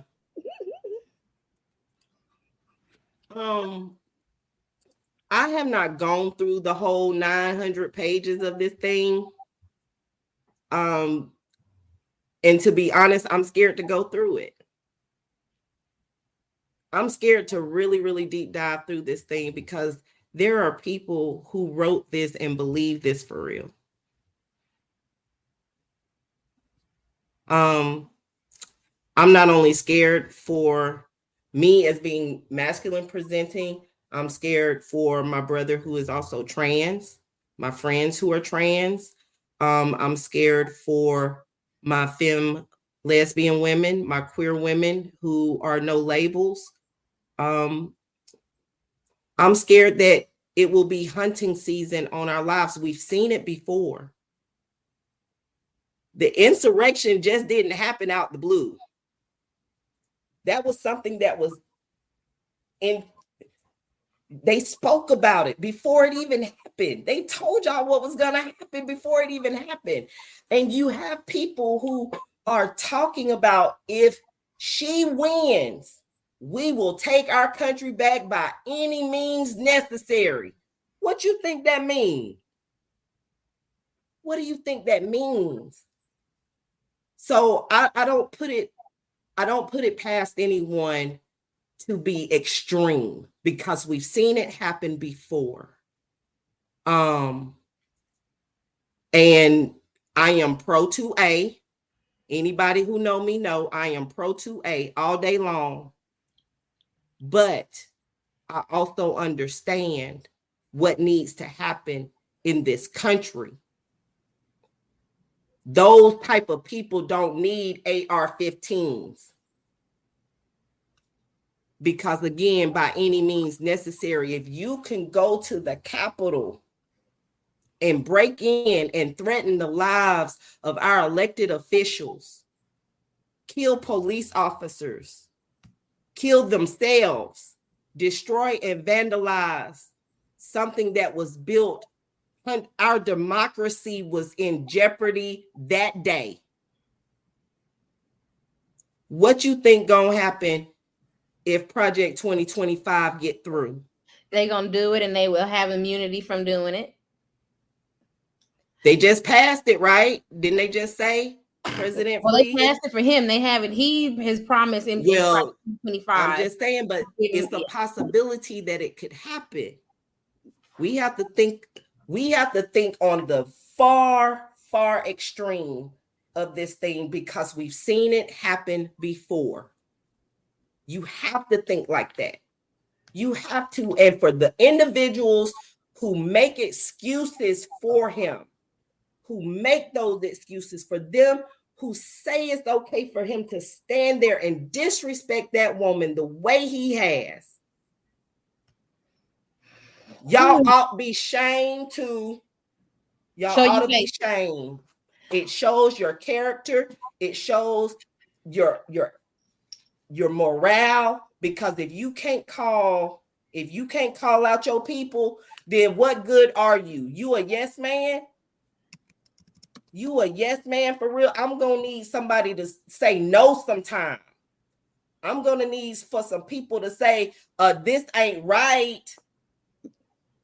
We need that, and we have that in Harrison Walls. Let me stop you here, bro, because Nalo has to go, and I definitely wanted to get Nalo's opinion about a lot of the more difficult issues, especially when we talk about police reform, and I know we talked about Palestine. So we got time, family. We got so much more time, God in that life stay in our bodies to think through these things. And it is a process. So I'm so thankful that you even want me as a thinker to speak on these things, for sure. Something that I heard a couple people say, Asia, and someone else I can't recall, but we were talking about how we were perceived, and I want to be mindful of compassion for our people and people who look like us, because the perception that's attached is based on, patriarchal masculinities, right? And we kind of fall up under the consequences of that already being constructed, right? So if you call the police, we probably the ones getting arrested. We need to care about police reform. And not police reform. Let me change that language, because the language of reform sticks me a little bit. Okay. And I said that because of the language that was just used. And with respect to that, we can allow complexity to exist within the language we have and it not be a pushback. But I wanted to recognize that, because how we're perceived is etched in stone because of how hypnotized everyone is under the lens of patriarchy. That's why we're seen as men. Okay. You looked at something masculine and you said, oh, that's you supposed to take the trash out. How did that? So there's a whole plethora of different outcomes that are produced organically from how we're socialized as a consequence to how we're socialized to be perceived. And that's why it's important to be mindful of how we practice care and where we put our support. What does that look like? How do masculine people show up in love, in care, in fortified community? I'm not disposing of my niggas. Excuse my language if we're not supposed to say that, but I'm not disposing of, Right ahead. you feel me? I'm just gonna say that. So as an abolitionist, that also means that yes, I'm holding my community accountable. Sometimes that means holding you down. Sometimes that means holding you up. Sometimes it means holding it with you. But we holding, you feel me? And I want us to be mindful of that in elections, because sometimes it's not about your emotion or what you understand or what you can comprehend. Maybe you don't know as much, but do you have trust in community that you can say is organizing for the liberation of Black, queer, trans youth lives that you trust? Because if no one's in your village like that, you don't have the range to be talking about these things a certain way either. And I think that that's important to talk about. I don't know everything about why something should or should not be done. And I trust the rep that just left here. I trust Asia. You know what I'm saying? I trust how the people who have, been around me and nourished and nurtured me as a masculine person, how they have, built that trust with me, right? There's a relationship that says community isn't one person having all the no's. Sometimes where I don't understand, I'm going to follow your lead, bro. You feel me? And I think that's important because sometimes we want the answers to satiate us. We want the responses to satiate us and satisfy us a certain way. It's not about your pleasure. We ain't in no pleasure if a Trump. Come on now. So I want us to be mindful of how we're perceived being something that's kind of static and almost out of our control.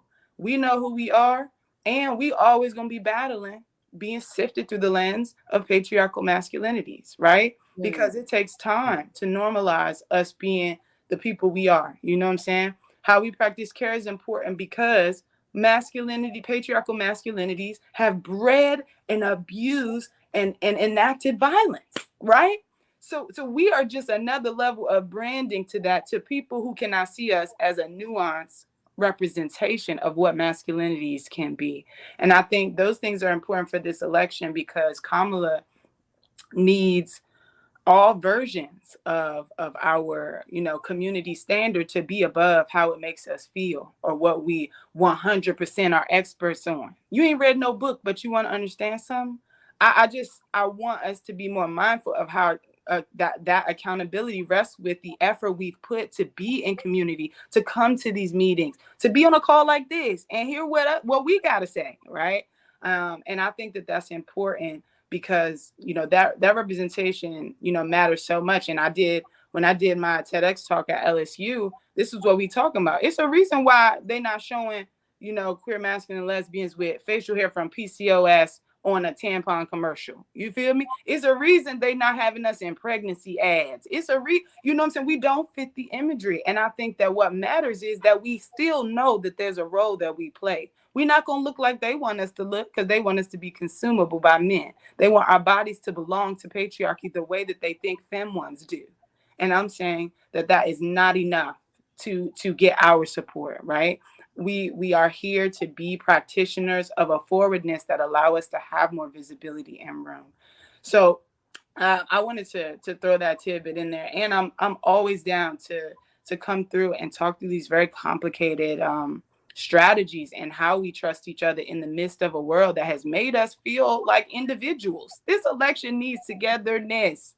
We too scattered. You got people voting for Green Party. You got do y'all know what happens if a Trump is elected? I did read the 900 pages with a group of my friends. I read through it and I can tell I have a list right here of what happens to masculine people. So we can do that on another call. Yes, we do need to do that on another call. Just that. Yes, indeed. Yes, indeed. Very traditional and very back to white man nuclear family. Everybody. I don't care who you are. Yes. So straight people need to deal with it, all of it. And I'm just so thankful to share space with each of you. This has been phenomenal. And I would like to, if you'll have me, be back to talk more about these things and to show up so that, people on my platform also are able to see that I am out supporting a Harris Waltz ticket in November, and I'm immovable in that, right? For the sake of trans people, for the sake of queer people, for the sake of Black children and women, and our bodies staying ours. Well, and I want to, before you, because I know you have to go, but what you said was so important, and it's a reason why I'm so happy that you are here, of course, as a thinker who's read the whole fucking 900 pages. But with some friends, we did with some friends. I don't know about in you all states, but in California, everybody separates themselves by conservative, moderates, and progressives. And a lot of times we're so caught in our silos, just like we are nationally, that we don't understand that sometimes we do have to coalesce. And we talked about this when we talked about the possibility of having a Democratic primary. So folks kind of got upset with me when I said, remember when Hillary and Bernie were in the primary and the Democratic Party could not coalesce around whoever came out of that race. And that, amongst another bunch of other reasons, was one of the reasons why she lost. And so I appreciate you as far as talking about, I'm learning as an elected official in the Bay Area of all places, how do you hold both the quote unquote moderates and the progressives? How do you hold them up and hold them down, as you said, and hold on to those morals and values? If you are Kamala Harris, who is a district attorney is a kind of a fucked up job, because I mean, you're prosecuting people. Like, how do you get up from under your record when your job was to prosecute people? But it is something that we have to do if we are all going to coalesce around a candidate who we, and if nothing else, know we can push towards what we're trying to get to. She might not be where you want on a certain issue, but she's more pushable and movable than Donald Trump is, because we're not the one that's pushing him. So I appreciate you and the conversations that you have with your platform. And yes, you will definitely be back, because we need to hear that whole list. Yes, indeed. And I mean, I think just to close it out, it's so important to recognize that, like, one, people are human. We do this good, bad person thing so disgustingly, and I can't stand it. It's so disposing. And I'm like, raise your hand if you ain't never caused harm. Raise your hand if you ain't never had to be accountable to something. Because the issue that I have is we get on this kind of mental pedestal as if, like, somebody couldn't call us out for when we were learning and made a poor decision and hurt somebody or whatever. I'm not talking about some egregious, I want a rapist called out. Like, but I am saying that we have conflicts that we struggling to even move through, right? So when I think about the dissonance of how it makes us feel, especially me as an abolitionist, I don't fuck with no police. You feel me? There's no cop, nothing for me. And we are living in a world that is shaped a certain way, that was shaped before we got here, and that is deep in the soil. And I think it matters that we recognize the conditions and not reduce ourselves as powerless, because that's what the conditions are trying to tell us already. I'm saying that in the conditions and amongst my people, we talking about this. Are y'all sitting down with y'all? I want mass people to do this. I want y'all to sit down with y'all homies, grab whatever your beverage, food of choice is, and I want you to just talk about how it makes you feel, what you've read about it, not what you saw on Twitter, but like engage it. We need to be making decisions that speak to outcomes, not our emotional connections to what we're powerless against. Something about the power deal between Israel and America is not going to free Palestine on nobody's ticket this coming November. I'm just going to say that out loud, and that's heartbreaking. We've been seeing burning, beheaded babies, all that stuff, and right, we've seen that in the Congo. We're not seeing the same marketing as Palestine. We've seen that in Sudan. We're not seeing the same viral posts as Palestine. And that's not to say that they are not deserving of that. I'm saying, but I am African American, and I also care about those things too. So if my vote is going to push forward things that protect people who are like me and beyond, I want those outcomes to be produced. And my fight still with Palestine, my fight still with Sudan, my fight still with Congo. We're not stopping. I don't care which one of them get elected. I'm putting my vote where I know my vote is going to matter, because I am not powerless. These are the tools we have and the conditions we know. And I want us to be mindful of that, so that we don't just mash everything up into some emotional ball that we can't even sift through well enough to form our own opinions of something. Amen. I hope that makes sense. Thank And y'all I again. want to piggyback on what she said, because that is the theme of Real Boys Talk, the podcast that we do. All of the things that we do under Real Boys Talk, all the podcasts, is take it offline and have a conversation with your people. You ain't gotta like what you heard tonight. You ain't gotta like none of it.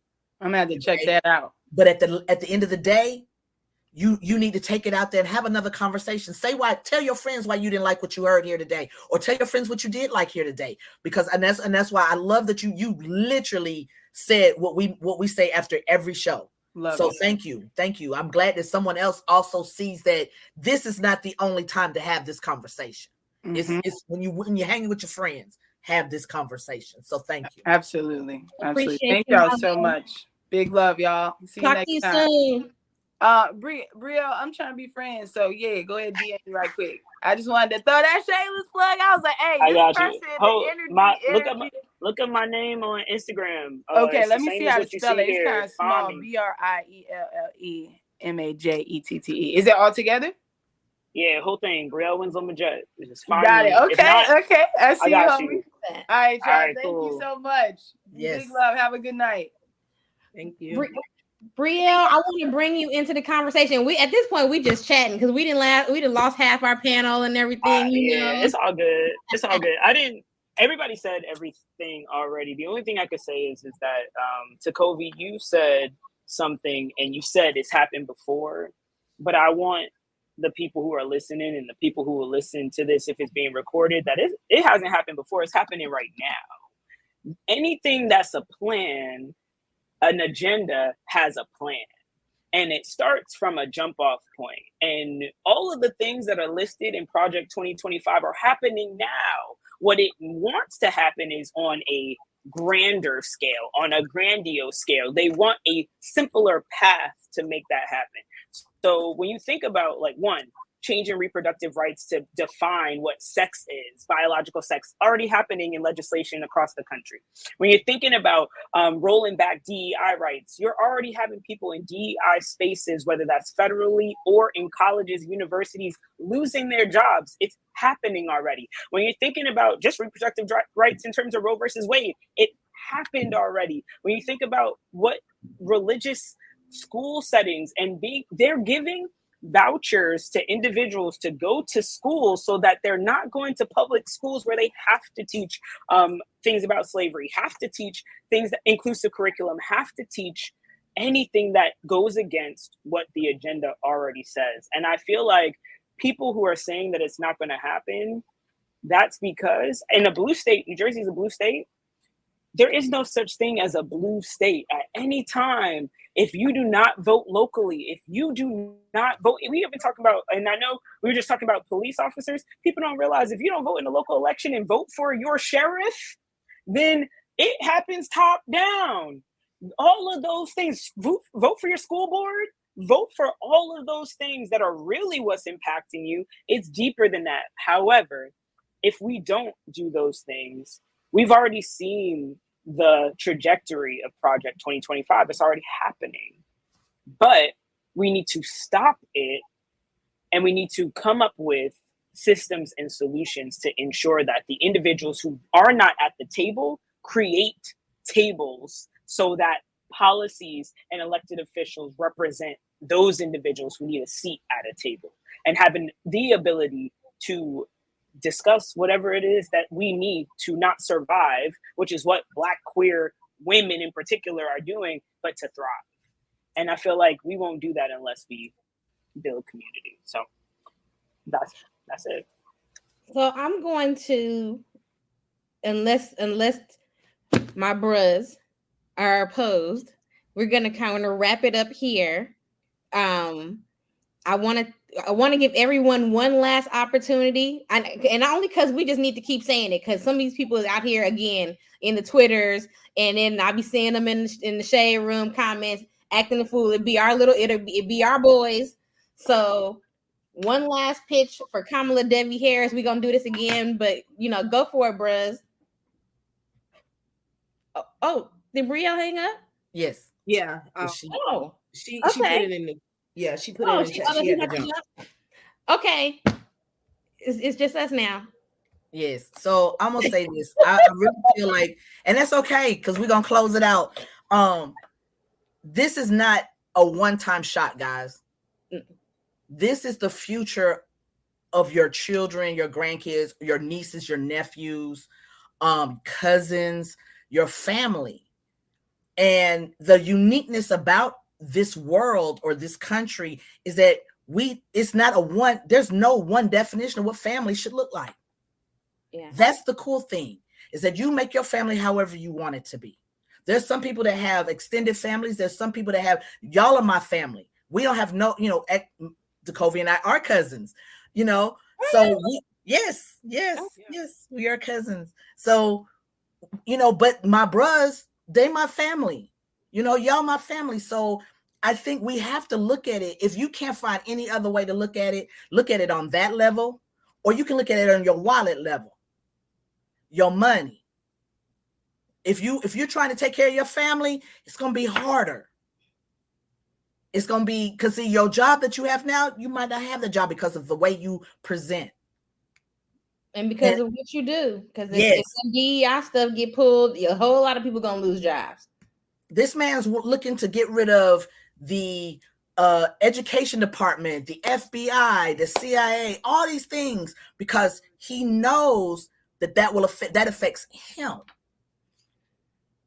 And so we have to think about those of you who are first generation. You were born here. No other. Your family came here to give you an opportunity, give you better education, better life. Your mom, dad, all of that, all of y'all he telling y'all got to go. He's not asking no questions. We don't need that. This is a melting pot. The whole purpose of, our Statue of Liberty, if we want to get, really technical about it, is that, hey, first of all, she a woman. Let's look at that. She was a Black woman that actually was the Statue of Liberty in the beginning of all of this. So we have to look at it, and we really have to look at some things and take it and research. Don't just believe what you see and what you read. Go look deeper, dive deeper, fall down the rabbit hole a little bit, So my thing, and again, take what you have heard, the hour and some time, the 2 hours that we spent, take this information offline. If I can have happy hour, after work, I can throw this out there to the people if you're really my friend, you care about my well-being, just like I care about yours. That's what this is about. Because we ain't going to be able to hang out. We're going to have the red doors. We're going to go back to where Stonewall was the way, think about that. You're going to be wearing red dresses under his eye. And some of us have never experienced that. Blessed be the fruits. I will not. I had to stop watching that show in like season 2. I was like, I can't. And now I'm going to have to go back and binge watch it. There you go. And I will not be a nanny. I'm saying it now. I will not. So let's get it together, folks. I mean, for real. I mean, we laughing about that, but hey, and I need people to understand that this man ain't gonna wait to January. He started November 5th. He has already 250 executive orders, and every single one of them destroys your household that you now have. Your whole life will change in 24 hours if you don't pay attention. But not only that, you have to also understand that if he goes in, it will be a dictatorship. Absolutely. He's already said it, right? That's what he's looking for. Once he gets in, he no longer wants people to vote. You in it until you die. That's his belief. And in order to save democracy, like we have to do what's right. Let's put down the phones. Let's put down the TikTok and the Twitter, and let's really sit down and do some real research. Let's get out in these fields. Let's get our hands dirty. Let's get in the mud. Go to the Capitol, go to your state representatives, have those difficult conversations. Our lives are at stake here. Yeah. And what I would say to folks who are watching, and we had Rep Mays talk about battleground states at the top of the show, but almost everybody in here, except for me, honestly, is either in a battleground state or a swing state. Yep. And so I've been telling everyone, find your local Democratic parties, find. I'm sure if you go to, I believe it's KamalaHarris.org is the campaign website. They will direct you to volunteer opportunities in your state. But we need everybody knocking on doors. We need everybody. That's what we're doing here in California is phone banking and text banking. Some people are getting up and going to Nevada. Nevada is a swing state. And you know what I always tell people I didn't know about Texas is that Texas is actually mostly registered Democratic. But the reason it always is red is because people don't vote. And people don't vote because there's no one going out and touching them and reminding them that they need to vote and why they need to vote. So any bit of opportunity that you have to go out and influence this election, do it. And if you don't have time, that's why we're encouraging you to raise money so we can pay somebody else to do it. I'm sorry, they can pay somebody else to do it. Yeah, so before we close this call, I want to encourage everybody to go on vote.org, check your registration status, make sure your name is correct, make sure you know where your polling location is, go on there and register to vote as well. If you need assistance getting to the polls, there are organizations that will help you get to the polls, whether it's early voting or during the actual election day. And if you want to volunteer, go to hrc.org. They have a lot of virtual opportunities that you can sign up for and engage in. You could also sign up for the Democratic Black Caucus for your local chapter. They have opportunities where you can walk campus and knock on doors or phone banks, text banks. We need the support. We have to vote. That's vote.com. It should be vote.org. .org. Okay, I'm sorry. I just want to make sure I'm about to post it so people. Yeah, it should be vote.org. But go on those websites and do your research. Also go on project2025.org. It has the whole thing there. You can read it. Yes, it is very, very lengthy. That's why I have not read it all yet. I haven't deep dive into it yet. But those are different things that you can do to show your support and help us win this thing. Our lives are on the line. We have to win. We have to win. Democracy is on the ballot. That's what we always say. Democracy is on the ballot. Absolutely. So I want to thank Real Boys Talk for hosting this event. I want to apologize to everybody again. You know, this presidential campaign has taken over my life. I can't put on no decent clothes. You know, I'm tired. I've been off my moderation game. I did my best, you know, but it's okay. The DNC will be over and then we'll be really into the thick of the campaign. It'll be time to get out into the streets. And we will do this again, guys. So this will also air on our podcast 2 weeks from now, 2 Fridays from now. You will be able, if you missed it, or you want your friends to catch it, it's going to be on there as well. So we're going to keep this rolling. This is a movement, and mass presenting, we want your voice. We want you to help us so that we can all be heard and we can all live an amazing life. All right. You guys have a great night. Thank you. Have a good night. I'm going to Target. Bye. Bye.